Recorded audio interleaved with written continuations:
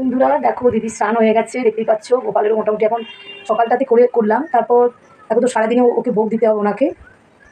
তোমরা দেখতে থাকো দিদি আজকে সারাদিন কী কী করছে। আর আমার পায়ে ভীষণভাবে ইঞ্জুরি হয়েছে, তোমরা খুব ভালো করেই জানো। তার মধ্যে কারণ কিন্তু আমাকে জন্মাষ্টমীটা করতে হবে, যেহেতু বাড়িতে গোপাল আছে। আর এটা আমি প্রতি বছরই করি, কিন্তু এবারটা আমার একটু অল্প স্বল্প করেই সেরে নিতে হবে, কারণ পায়ের জন্য আমি অনেক কিছু করতে পারছি না। অনেক কিছু ইচ্ছা ছিল করার, কিন্তু পাটা এমন ইঞ্জুরি হয়ে গেছে, তার জন্য আমি পাটা নিয়ে বিশেষভাবে কিছুই করতে পারছি না। যতটা পারছি করার চেষ্টা করছি। তো প্লিজ তোমরা সারাদিন আমার সাথে থাকো এবং দেখো দিদি কী কী করছে।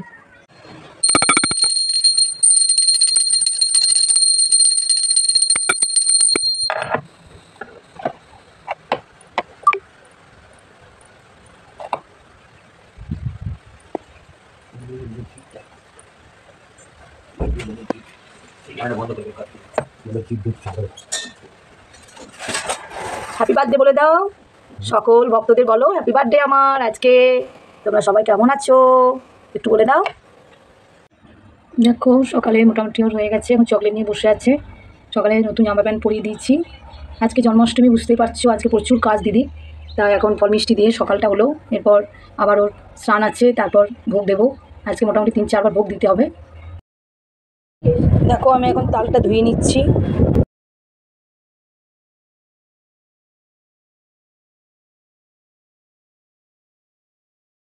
তাল ঘষতে বসে গেছি, দেখতেই পাচ্ছ। তো সুন্দর করে সাজানো হয়েছে, দেখতেই পাচ্ছ। বেলুন দেওয়া হয়েছে, যেহেতু আজকে গোপালের জন্মদিন। আর ওর কাজটা এখনো হয়নি, দেখো সব নামানো আছে এখন সব কিছু। দেখো এদিকে, দেখো আমি এদিকে ক্ষীর বানাচ্ছি। তাল ক্ষীর, এটা দেখাচ্ছি না, দেখাও। দেখো তাল ক্ষীর বানাচ্ছি, দেখো তালে মাড়িটা আছে। আর এখানে দুধ আছে, দেখতে পাচ্ছ। এখানে যে সিমুই পায়েস হচ্ছে, সিমুই পায়েসটা দেবো। আর আটা রেডি করা আছে, দেখতে পাচ্ছ। আটাটা আমি এখন করবো মাড়িটা দিয়ে, লুচি হবে। তো আজকে ভোগ হচ্ছে, দেখতে পাচ্ছ। দিদি ভীষণ ব্যস্ত সারাদিন। তো এখন আমার ক্ষীর তালের ক্ষীরটা হয়ে গেল গোপালের জন্য, এরপর ভোগ করছি, তোমরা দেখতে থাকো। দেখো ক্ষীরটা আমার হয়ে গেছে, দেখতেই পাচ্ছ। এটা দুধ দিয়ে তালের ক্ষীর হলো। আমার দুধের দুধ হচ্ছে, দেখতেই পাচ্ছ। চিনিটা আমি দেবো।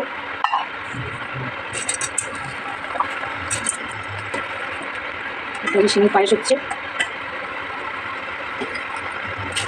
চিনি দিলাম।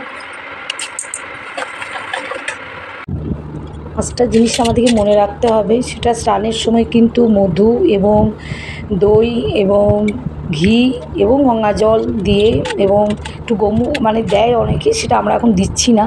তো এখন আমার বাড়িতে যেগুলি আছে সেগুলি দিয়ে আমি ওনাকে চান করাচ্ছি।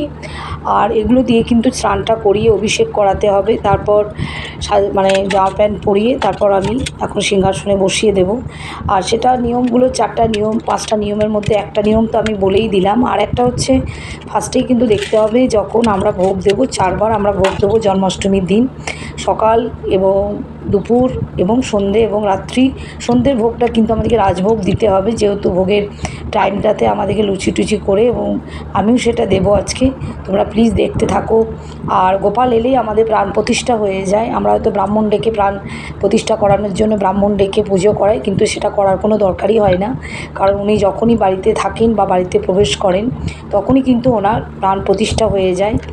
আর আরেকটা নিয়ম আমি বলে রাখি, যদি আপনারা কেউ আগের দিন একটু পায়েস রান্না করে দেবেন বা তার পরের দিন, কারণ যেহেতু জন্মাষ্টমীর দিন লুচি খাবে, কারণ সেদিন তো আর ভাত খাবে না বা ভাত ভোগ হবে না। সেইগুলো একটু মাথায় রেখে আমাদেরকে কাজগুলো করতে হবে। আর আমার গোপালের স্নান হয়ে গেছে, দেখতেই পাচ্ছেন বা পাচ্ছ, যে এখন আমি এগুলো কি বলবো, একটু সাজুগুজু করি, আমি সিংহাসনে বসাবো এবং ফল মিষ্টি এরপর দেবো। আমার স্নান হয়ে গেছে, সকালেই স্নান করে নিয়েছি, যেহেতু আজ গোপালের অনেকগুলি কাজ আছে আমার সারাদিনের মধ্যে। আর এই জিনিসগুলি প্লিজ আপনারা মনে রাখবেন, 5টা জিনিস কোনোভাবেই ভুল না হয়। বসে আছে, দেখতে পাচ্ছ। তো এখন আমি কি বলবো, সিংহাসনে বসে গেছেন এবং ভোগও দেবো। আর সিংহাসনটা খুব সুন্দরভাবে সাজানো হয়েছে। তো এখন আমি আবার নিচেতেও একটা আয়োজন করেছিলাম দুপুরের দিকে, ওটা সকালেরটা। এটা দুপুরে আমি আবার ফল মিষ্টি দিয়ে আবার পুজো দিয়েছি, চান টান করিয়ে। আবার আমার দুপুরের হয়ে গেলে আবার সন্ধ্যের ভোগ দেব এবং সন্ধ্যে আরতি দেব। তো প্লিজ তোমাদের কেমন লাগলো আমাকে একটু জানাবে। Thank you. শুভ জন্মাষ্টমী।